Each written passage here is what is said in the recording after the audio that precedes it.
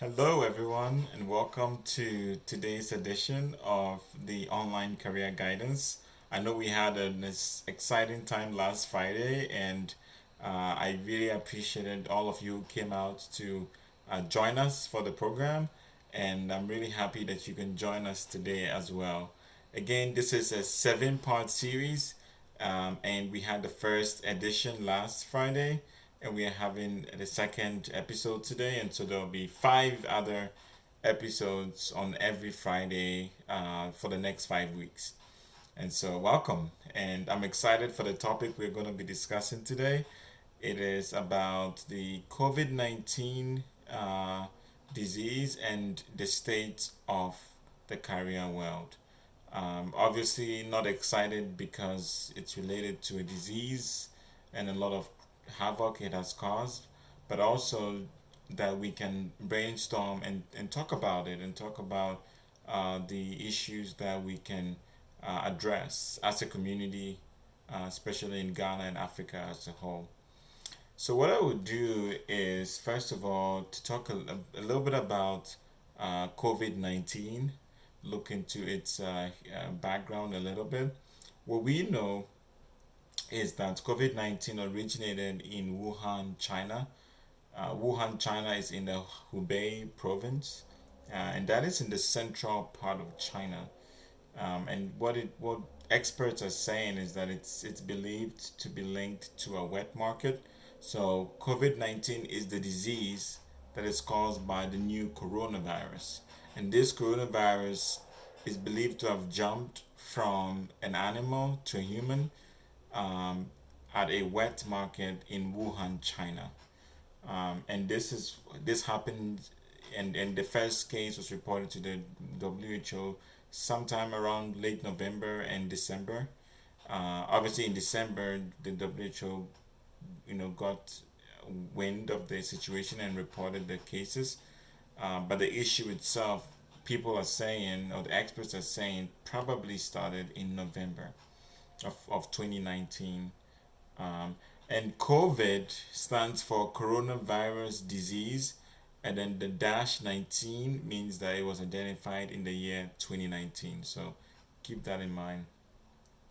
And so this disease, COVID 19, spread rapidly, and it spread across the world, including, reaching Africa eventually. And the symptoms of this disease are cough, fever, difficulty in breathing, sometimes sneezing, sore throat, body aches, and sometimes loss of smell and taste, among others. This list is not exhaustive or conclusive, but it tells you that this is a very serious disease and we need to take it with all the seriousness that it has. The other thing that I wanted to mention is just prevention measures, the things we can do to prevent ourselves from catching the disease. And most of you know this already, but I'll just run through them quickly. Please remember to wash your hands for at least 20 seconds every time you go out or you touch a surface that you believe could, have the coronavirus. Also, please use hand sanitizers when you are not able to wash your hands. Practice social distancing, right? And the recommended distance is 6 feet apart, or stay home when you don't have to go out and go anywhere. Just stay home. Also, wear a face mask when you go out. Um, I know that wearing a face mask is mandatory in Ghana right now, so please wear a face mask when you go out in public. Also, refrain from touching your eyes, your nose, or your mouth, because those are the paths through which the virus gets into the body.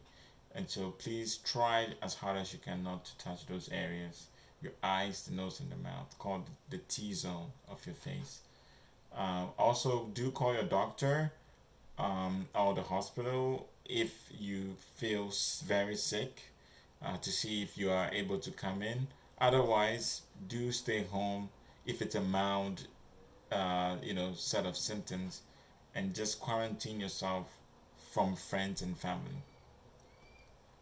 So as the coronavirus situation developed and grew more severe from China and went all the way across Europe into America and then to Africa and Latin America, it caused a lot of panic and a lot of governments had to act very quickly before more people died of this disease, and so they had to have a lockdown where they shut down schools, physical dining restaurants and other non-essential businesses had to be shut down. The lockdowns were imposed mostly in March and April, and so now we are trying to reopen and get back into a new normal where we can still go out and do a lot of things without, you know, with certain precautionary measures, right, so that we don't pass along the virus. Um, and even now the cases are starting to go up again, and so we're having to cut down and basically you know figure out a way of what we need to do to slow down the spread and protect lives and livelihoods. So as of today, Wednesday, June 24th, at the time of this recording, the global um, cases stand at 9.5 million. That's the number of global cases we have right now as of today at the time of this recording. The global deaths stand at 483,000, with 5.1 million recoveries. So the recovery rate is a bit encouraging, but still 483,000 deaths is still very very high. It's very high. Africa's cases stand at 326,236, with the deaths standing at 8,642. Ghana's cases stand at 15,013, and our deaths stand at 95, unfortunately. So it's so sad. It's so sad how many lives we have lost. And the numbers might feel like statistics, but keep in mind each person is from a family, and each person is a loss to their loved ones. And when you put it in that context, you realize that wow, so many families have lost so many loved ones in this pandemic. And so please, let's stay very vigilant and protect ourselves and our families. Let's talk a bit about how COVID-19 has affected work and jobs specifically. So obviously, with the pandemic, ravaging through the world, there was a slowdown in transactions as people had to shelter in place, practice social distancing, or live under lockdown, stay at home, not go to work, not drive. A lot of businesses had to close down, and there was a slowdown in transactions, a slowdown in productivity due to these lockdowns, and people got sick. People got really sick, and only the essential services are allowed to go on, such as grocery stores, certain uh, markets where people could go and buy food, or certain stores where they could buy food and groceries. And then obviously the healthcare workers who are on the front lines risking their lives to save ours. But this is what happened, and when companies slow down or close down, and when things, transactions are no longer going on, there's no revenue that comes in. And so companies were really desperately trying to preserve cash and their liquid assets so that they could stay afloat when this is all over. And then companies and businesses built on an online model or that could shift to one quickly actually succeeded. Those companies that were more, in requirement of a physical contact with a human being, those were not able to really boost their business, let's just say, as well as those who were either able to transition to an online approach or were already an online approach. You think of companies like Zoom, which has helped us with all our teleconferences, or most of our teleconference needs, has just bloomed in such a crisis moment. And it's a clear example of companies who succeed in spite of challenges or challenging times.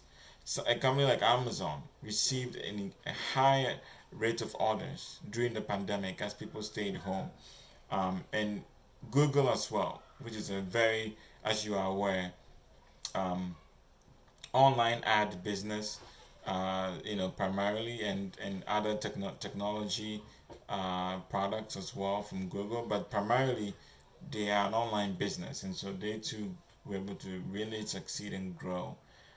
There is an African clothing company called Afrikia, and they also from Ivory Coast were able to have an increase in orders because of, again, people staying at home and placing orders online.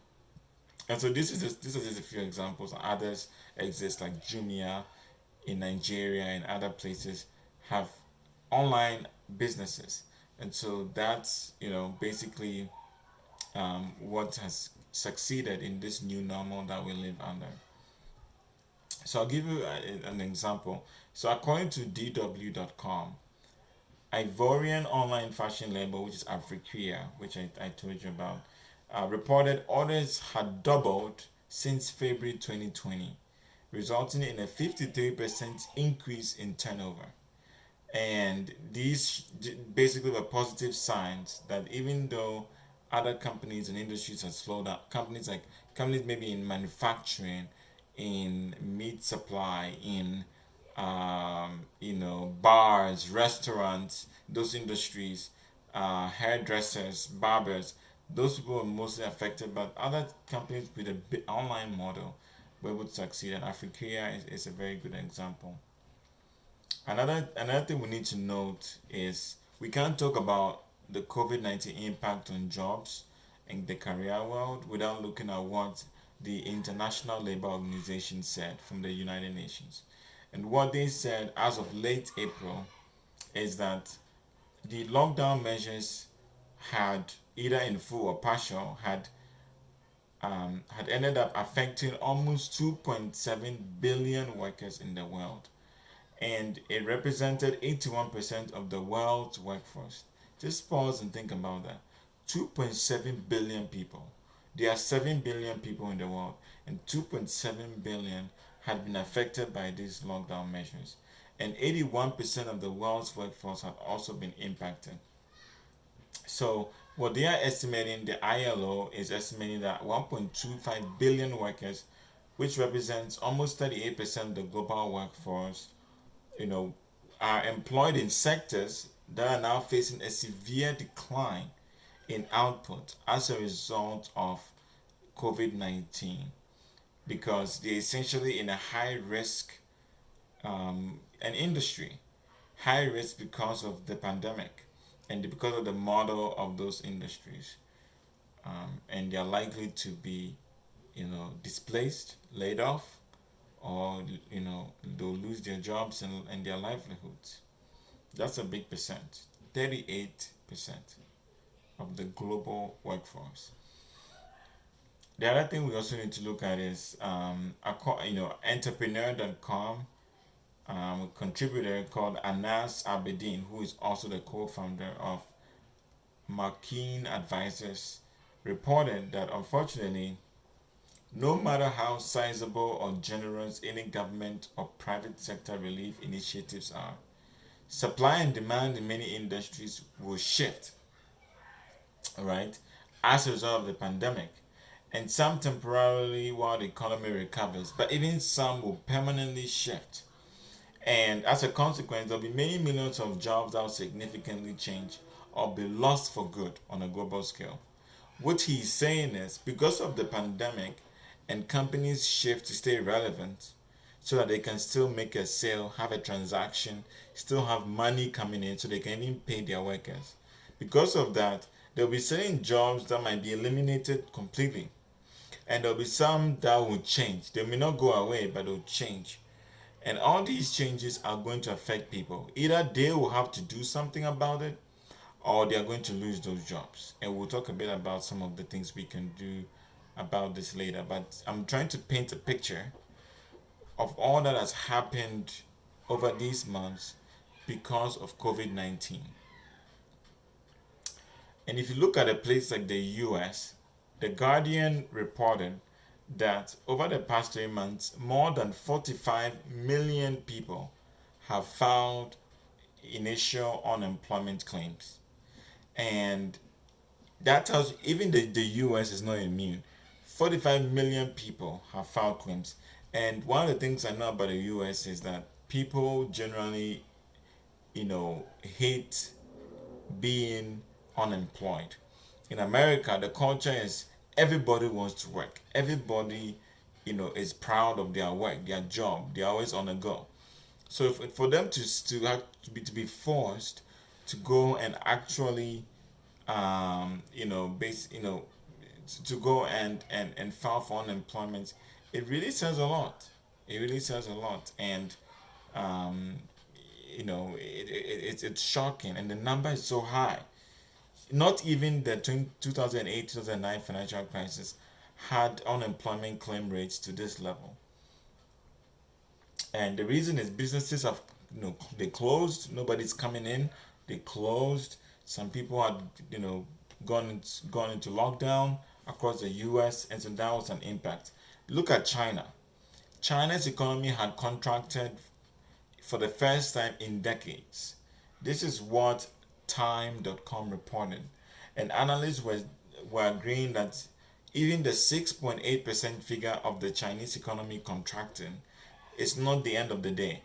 It's not the end of it all, because there's more damage that the coronavirus pandemic was going to do. And normally they say the figures out of Beijing are optimistic, because the communist regime, so we are not able to always verify these numbers. But think about it. The Chinese economy that has been booming for so long now contracted by 6.8% for the first time in decades, and is only now starting to recover a little bit as they reopen the economy. And so that tells you something. JP Morgan, which is one of the biggest banks in the US, is predicting that the US economy, back to the US again, right? The US economy will contract by almost 40% in the second quarter of the year. So they are predicting 40% contraction in the US economy in the second quarter, which is from April to June. So think about it, how much this has caused a slowdown in economies. Now let's take it to Ghana, our homeland. Ghana recorded its first two cases on March 12th, where both were imported cases, so meaning people who came to the US from to Ghana rather, from other countries. And this is according to the Daily Graphic. And in most of our workers in Ghana, and I'm sure in Africa, depend on an income from physical work. They have to be present to do something. Maybe they have to be present to sew your dress. They have to go to your house to fix your plumbing. Maybe they have to come to your house to repair your furniture as a carpenter. Maybe be a mason to come and build your house. Maybe they have to be market women to go to the market. Maybe they have to be teachers like as you are to go to the classroom. So some of us have jobs that we need to be present, or it'll be very difficult for us to do the work.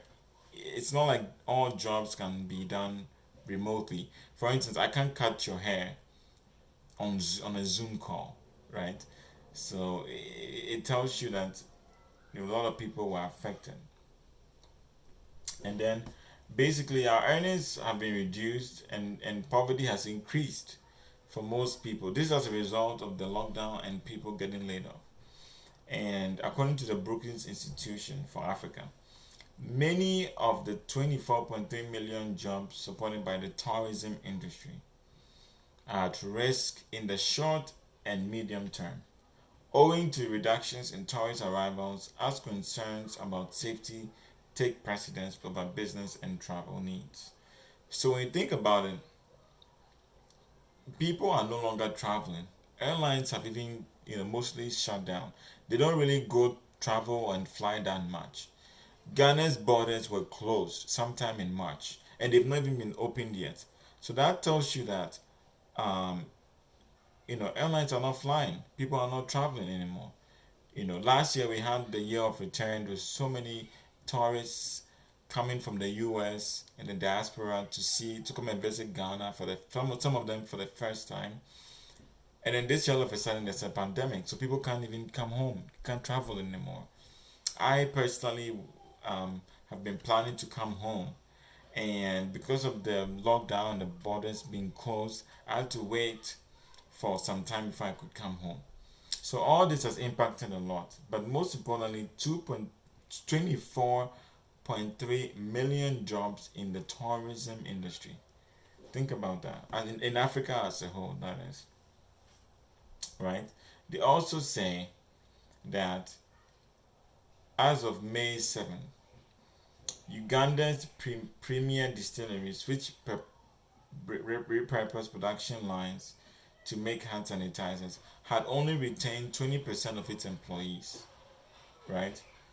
Also, the telecom and tech industries, even though we didn't anticipate that they'll be the most affected, some of them have already announced layoffs up to 10%, from 10 to 30% of their staffs. I don't know, but I'm sure there are some people on this program who have probably been affected by layoffs and their jobs taken away, or being let go at work. And my heart goes out to you, because I can only imagine how it feels. I've personally had one layoff experience before, where the whole my whole office, the whole office where I worked for my one of my former employers, was closed down, and then all of us was laid off. And getting that phone call, having that meeting is it's not fun. It's not fun at all. And so my heart goes out to you. But look at it, people are laying off, their staff. And in Africa, telecoms and tech industries are laying off about 10 to 30%. The private sector in a country like South Africa has reached a record low in April, and many companies are shutting down their operations in response to the lockdown. Um, they say there's an organization called the IHS Market, and the analysts predict, and they're predicting for Africa, the African continent, that unemployment will reach 40% soon, while GDP will drop 12% in 2020 in South Africa. 40% and GDP will drop by 12%. All of this tells you that we are having a crisis, not just of lives, which is the most important thing, but also of people's jobs and career. So let's look at a couple of things, and I'm going to share some graphs with you, some charts, so that you can look at some of the things I'm talking about. It'll be more picturesque for you. But also, according to McKinsey and Company, it is worth noting that out of a labor force of about 440 million people, Africa's employed workforce numbers about 140 million. The formally employed people are 140 million out of 440 million. Only about even less than a third, right?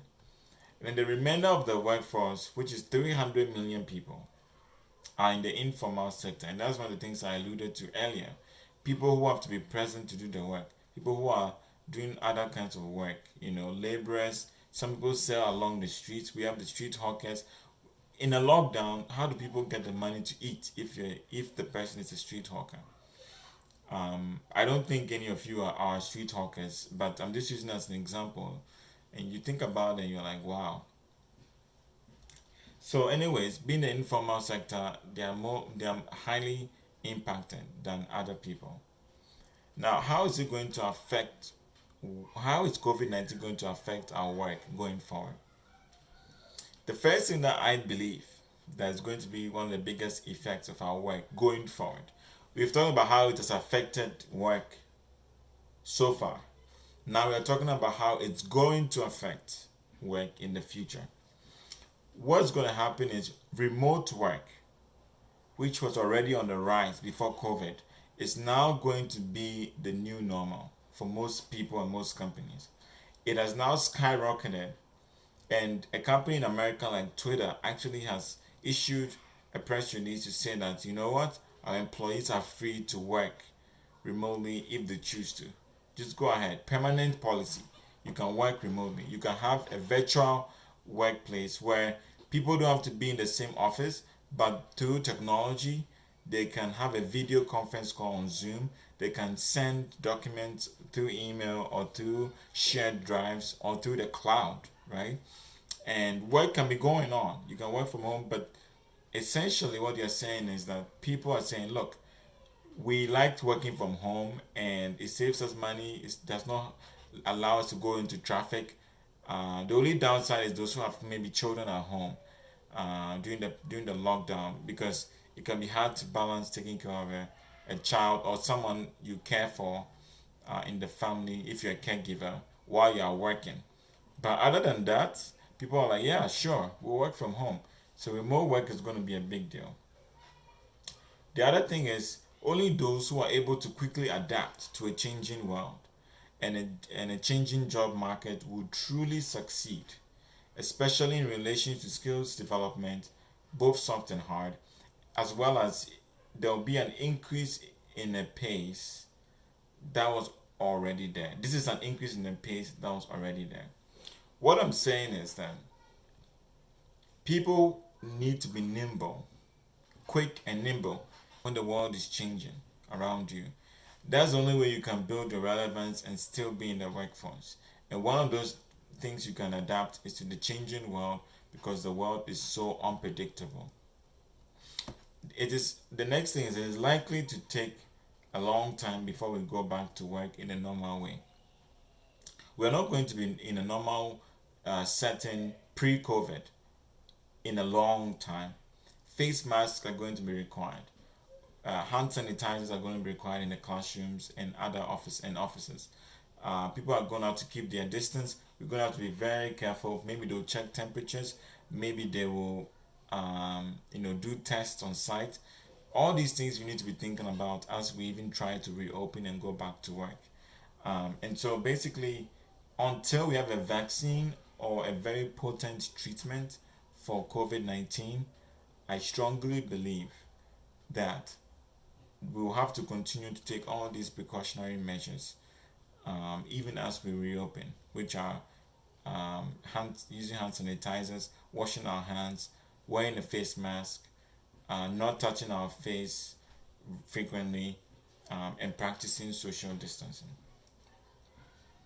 One of the things that Deloitte, which is a professional services firm, says is that there's going to be a shift, and they're calling it the COVID-19 shift, where it has reminded us that people are motivated at the highest levels when they can connect with the higher purpose that their work or their employment relates to. When you think about it, there were so many people who put their hands to the wheel to come and help during the crisis in the pandemic. Some people decided to start, sewing face masks and distributing them. Some people looked for or procured hand sanitizers and shared them to other people, including vulnerable communities, and donated all these materials to help, PPE and other things. What that means is that people were like, oh, if my company is willing to do this and save lives, then there's a greater purpose to my job. If I'm a frontline worker and I see how people are dying, and yet my company is still supporting me and helping me to go out, my hospital said, look, we'll provide everything you need, we'll increase your pay, we'll support you so we can save lives, we'll provide the PPE that you need, which stands for personal protective equipment. So like the face shield and then the gowns and other things, right? The face mask and other things, gloves, all these are PPE. People are willing to sacrifice for the companies that are able to do that for them. That's what Deloitte is saying. So companies need to think beyond just the work to have a higher purpose to motivate their employees. Also, we need to emphasize that health and well-being is going to be front and center for companies and industries going forward post-COVID. It is right now, but post-COVID is even going to be more. So, if people say health and wealth. You can't enjoy your wealth if you don't have health. So Companies are going to put this at the center of their agenda going forward. Most companies will. So where do we go from here? Where do we go from here? Right? What can we do? I'm sure you joined this conference because you're expecting to hear something about what you can personally do about the state of the career world right now because of COVID-19. And the first thing you can do is you need to think about your industry. Most of you are teachers. Think about the teaching industry and start learning all of the skills, especially technology skills. I'm reaching you right now from the US because of technology. So please, the technology skills, the WhatsApp, the video recording, video editing, website development, how to prepare a lecture on the, on a, in front of the camera, how to assign tests online and use online learning tools. All these things are going to be, I think, important to you, to most of you as teachers. For the other industries and companies and other people, professionals who are on this call, I'm sure you can also think about your industry and see how best you can learn certain new skills. And the other thing is find the best places to learn new skills. You need to identify the skills, but then you have to find out where you need to learn them. And I will recommend places like YouTube, Google, Khan Academy, Coursera, and other free courses and lessons that are online. They are all there. Google them. Please go online and try to research and leverage all these tools. The internet is such a blessing when it comes to learning because even though we may complain about not having access to libraries right now, or schools are closed or locked down, other things, if you have access to the internet, rather than always being on social media, I'm encouraging each and every one of you to look for a skill, a new skill you can learn. Maybe coding, maybe website development, maybe it's data analytics, and learn the skills because this is what's going to shape the future and shape Ghana as a whole. And we need to take advantage of these resources. The other thing I'll ask the audience is your LinkedIn profile updated? If your LinkedIn profile is not updated, please take a moment and go and update the LinkedIn profile. When you are in a downturn, in an economic downturn like we are right now, companies and other employers are going to leverage all their online resources they can to make hiring choices. And if you're applying for a work and the employer goes online to look up your LinkedIn profile and they find out that it's not that updated, or the other things that are there that don't matter, it doesn't encourage them to really hire you because they're like, oh, this person is not even giving me signs that they want to be hired. So make sure your LinkedIn profile is ready, it's clean, you have a nice professional picture of yourself in a tie and everything, so that when they see you online, your profile is very solid and encouraging.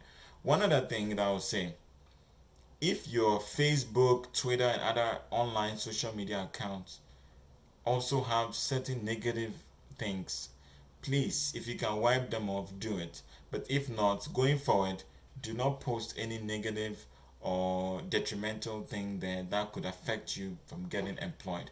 Believe me, companies are watching our online profile and our online footprint.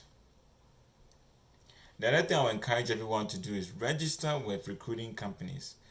An example is Jobberman Ghana, and I have no affiliation, so this is not a marketing for them, but I'm sure they're one of the big ones in Ghana. Go on any job site, any recruiting company that's out there helping people to get a job. Maybe they might charge a little fee, but it's better to have a job and pay a little fee than to not have a job at all. Because I'm telling you, because of the downturn, there's going to be high competition for the jobs right now. There are only a few. And so if there's anything that can help you to get a job, use and leverage all those tools and resources. And one of them would be recruiting companies. The other thing I'll say is, even while you're looking for a job, attend webinars. There's so many free webinars that are going on right now because people cannot meet for major conferences where you have to pay 100 CDs to come in or 50 CDs. So it's like free webinars on Zoom. So if you're able to access them and have a link Anything that's relevant to you, though, don't join everything. But if it's relevant to you and your industry, why not sign up, enjoy those webinars, and learn while you are preparing to get a job?